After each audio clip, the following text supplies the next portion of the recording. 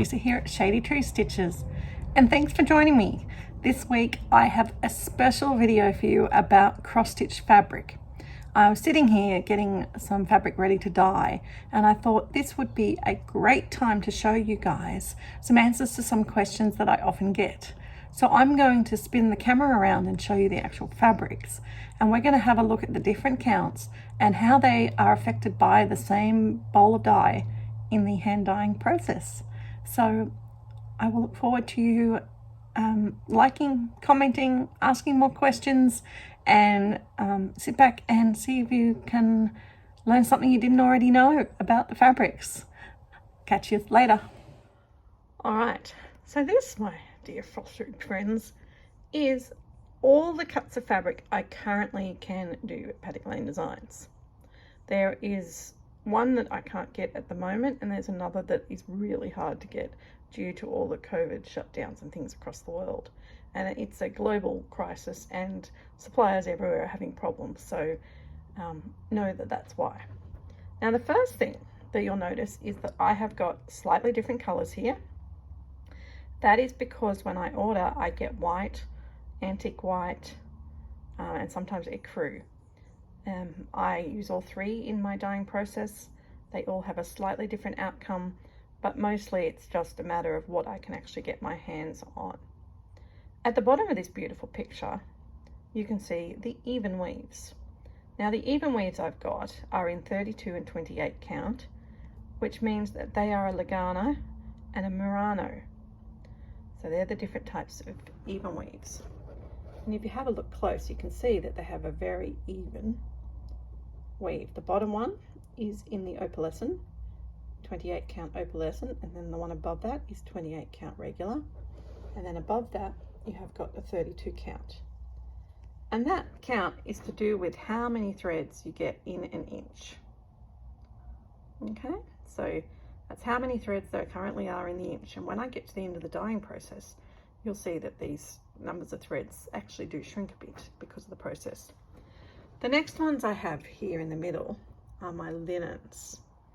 Now, linens are more expensive, they're a finer weave, and I have got them in order from the bottom: 28, 32, 36, and 40 count. So it's hard to zoom in, but you can see that 32 count coming out quite well, 36 getting smaller, and the 40 is quite small. I don't tend to do smaller than the 40 because I don't think there's too much call for it in my line of stitching.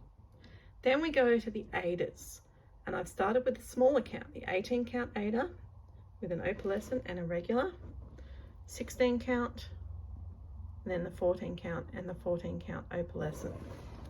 So that's what they are. Now let's have a look and see if I can show you. Grab my scissors as well from my trusty drawer. Okay, good old tape measure. So if we start here on this one, for example, it's got the 18 count per inch.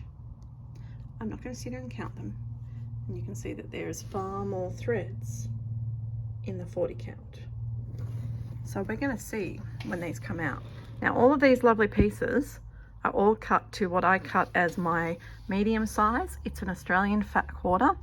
I actually cut them at 57 by 52 centimeters with the hope that they'll end up at 55 by 50. So the pieces that you order from my standard range of colors do say that, and they could be anywhere from generally 48 to 56 centimeters, 58 sometimes.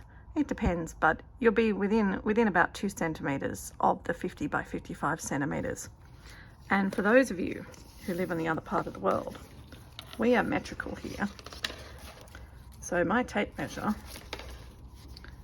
50 centimeters. 50 centimeters is about 19 and something inches, and 57 is right where I folded it, is just 57 is about 22.5 inches. So that gives you an idea. I also do sell on my site the I'm going to come soon smalls, which are sort of equivalent to a fat 8-ish size, and extra small, which are littler ones than that. All right, let's get dyeing, shall we? Okay, so it takes me a few hours to cut and overlock / serge, in the American term, all the fabric that I am dyeing.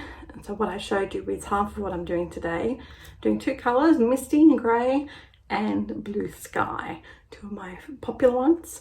So I'm doing a full set of them to have ready to send down to replenish the shop at JK Stitching, as well as to have ready for on my webpage / Etsy store, which run conjointly. I tend to put new stuff up on my website before my Etsy store. There's less fees there. Etsy fees are ridiculous. So I really try not to use Etsy, but that's where people look. So I'm having to be on there because it's where people find me. So I'm going to just turn you around and show you where I'm up to. Okay, so I've got my Misty in the tub sitting in the dye. And I was going to show you, I always give my fabric a good rinse, but I don't know if you can see it in the camera. All that yucky white starch comes up. And then I've got these ones in here ready to pop the blue dye into. Check out all this starch. You can see it when it pours out. See that? Yeah. That's what I try and get rid of from my fabrics. That's not dye, that's just the starch. Gross. So here are my blue ones, sitting in their little tub now, absorbing the dye. So next they dry on the line, and you can see how different the colours are already, particularly if I go down this side. You see in the shade how different the colours look. So when they're dry, we'll see what colour they actually are. And here we have the end result. We have got the fully dyed and ironed light blue sky fabric. And you can see just how different the colour is taken on different fabrics. They were all done in exactly the same bowl of fabric, scrunched up different ways, but the colours are quite amazingly different. So starting at the bottom, they are a little bit bluer than they appear. You can see the Ada takes the colour the least, the even weave takes it the most, and then the linen takes it in between. So yeah, that's quite a variation that you get when you get a dye. But all my main colours now are going to be dyed to order, so you will get something that looks remotely like one of these if you order a blue sky. And as with any of the hand dyeing, sometimes there are dye spots. The worst ones I pull out and put them into separate sale. But if the dye spot is not too obtrusive or looks like it's part of the pattern or it's on the edges, then it's fine. But as always with Paddock Lane Designs, if you're not happy, just send me a message, send the fabric back, and I'll be happy to do you another one. Alright guys, so that is how you can tell the difference between the fabrics when you get them hand dyed. It's why they're all so different. So it really depends on what you're dyeing. Have a great time stitching.